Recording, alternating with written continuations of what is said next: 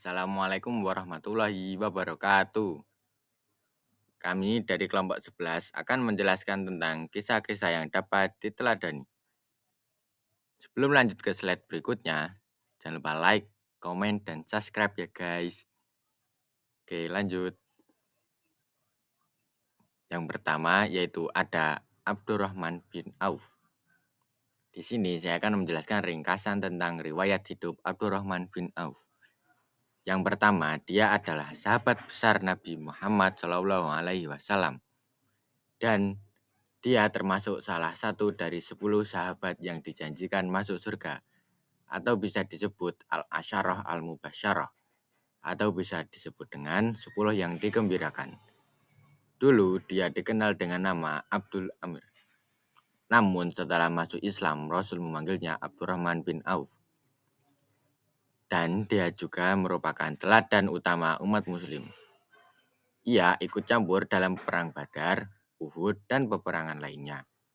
Di samping itu, dia adalah seorang mufti yang dipercaya Rasul berfatwa di Madinah selama beliau hidup.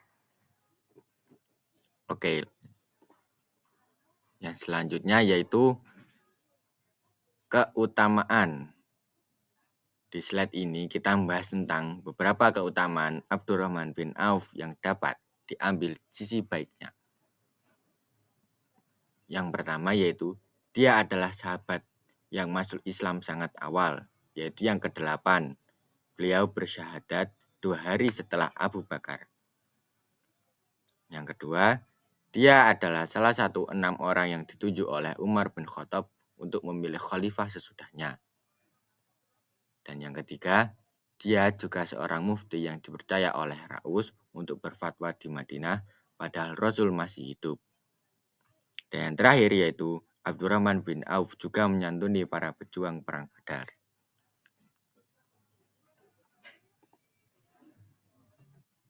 Yang selanjutnya yaitu ada Abu Dzar Al-Ghifari. Pertama yaitu dia dibesarkan di tengah-tengah keluarga perampok besar Al-Ghifar. Tetapi ia dan pengikutnya hanya merampok orang-orang kaya dan hasil rampokannya dibagikan kepada fakir miskin, kerusakan, dan derita korban yang disebabkan oleh aksinya. Kemudian menjadi titik balik dalam perjalanan hidupnya. Selanjutnya, ia insaf dan berhenti dari aksi jahatnya tersebut, bahkan tak saja ia menyesali segala perbuatan jahatnya itu, tapi juga mengajak rekan-rekannya untuk mengikuti jejaknya. Tindakannya itu menimbulkan amarah besar sukunya yang memaksa Jundab meninggalkan tanah kelahirannya. Bersama ibu dan saudara lelakinya, Anis Al-Ghifar, Abu Dzar hijrah ke Najd. Ini merupakan hijrah pertama Abu Dzar dalam mencari kebenaran.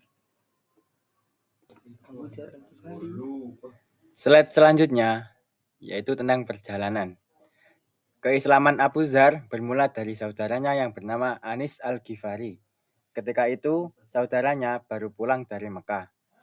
Kepada Abu Dzar, Anis menceritakan bahwa ia bertemu dengan seorang nabi, yaitu Nabi Muhammad SAW, yang menyebarkan agama sama seperti yang diamalkan Abu Dzar, yaitu mewajibkan orang kaya memberikan sebagian hartanya kepada fakir miskin. Abu Dzar kemudian menuju Makkah. Secara terang-terangan, ia mengucapkan kalimat syahadat di dekat Ka'bah. Suasananya saat itu sangat mencekam dan menakutkan, yang menyebabkan para sahabat takut menyatakan keislamannya secara terang-terangan. Hal itu disebabkan oleh adanya ancaman dan penganiayaan kaum musyrik Makkah terhadap penganut agama Islam. Setelah mengucapkan 2 kalimat syahadat, Abu Dzar disiksa kaum musyrik Makkah sampai tubuhnya berlumuran darah. Setelah menyatakan keislamannya, ia kembali ke kampung halamannya dan mengajak sanak keluarganya dan kerabat dekatnya masuk Islam. Di kalangan Sufi, Abu Dzar dipandang sebagai perintis gaya hidup Sufi. Sepanjang hidupnya, dia memilih hidup dalam kefakiran. Meskipun punya peluang untuk hidup kaya, bagi Sufi kekafiran menduduki derajat tinggi di jalan kebenaran dan orang fakir sangat mereka hargai.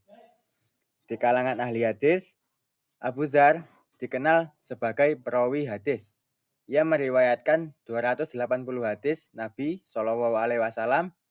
31 hadis diantaranya diriwayatkan oleh Al-Bukhari dan Muslim dalam kitab sahihnya. Slide selanjutnya yaitu slide teladan. Hal yang dapat diteladani dari Abdurrahman adalah sifat dermawan dan rendah hatinya. Sifat dermawan Abdurrahman bin Auf dapat dibuktikan ketika dia menyumbang separuh hartanya yang senilai 2000 dinar dan atas sedekahnya dia didoakan khusus oleh Rasul yang berbunyi, "Semoga Allah melimpahkan berkahnya kepadamu terhadap harta yang kamu berikan. Dan semoga Allah memberkati juga harta yang kamu tinggalkan untuk keluarga kamu." Nah, doa ini kemudian benar-benar terbukti dengan kesuksesan demi kesuksesan Abdurrahman bin Auf berikutnya. Ketika Rasulullah membutuhkan dana untuk perang Tabuk yang mahal dan sulit karena medannya jauh, Abdurrahman bin Auf mempeloporinya dengan menyumbang 200 uqiyah emas. Abdurrahman bin Auf pernah menyumbangkan seluruh barang yang dibawa oleh kafilah dagang kepada penduduk Madinah. Padahal seluruh kafilah ini membawa barang dagangan yang diangkut oleh 700 ekor unta yang memenuhi jalan-jalan kota Madinah. Namun, meskipun Abdurrahman adalah orang yang kaya, dia masih tetap rendah hati. Selanjutnya, teladan dari Abu Dzar. Abu Dzar terkenal sebagai sosok sahabat yang pemberani. Bukan karena berani berperang di medan tempur melawan serbuan orang kafir, melainkan juga berani menyampaikan kebenaran walaupun pahit, berani untuk tidak mengemis pada orang lain yang membuat dirinya terikat jasa balas budi.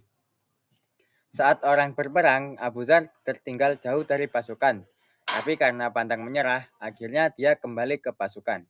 Semasa hidupnya, Abu Dzar Al-Ghifari sangat dikenal sebagai penyayang kaum mustad'afun. Kepeduliannya terhadap golongan fakir ini bahkan menjadi sikap hidup dan kepribadian Abu Dzar.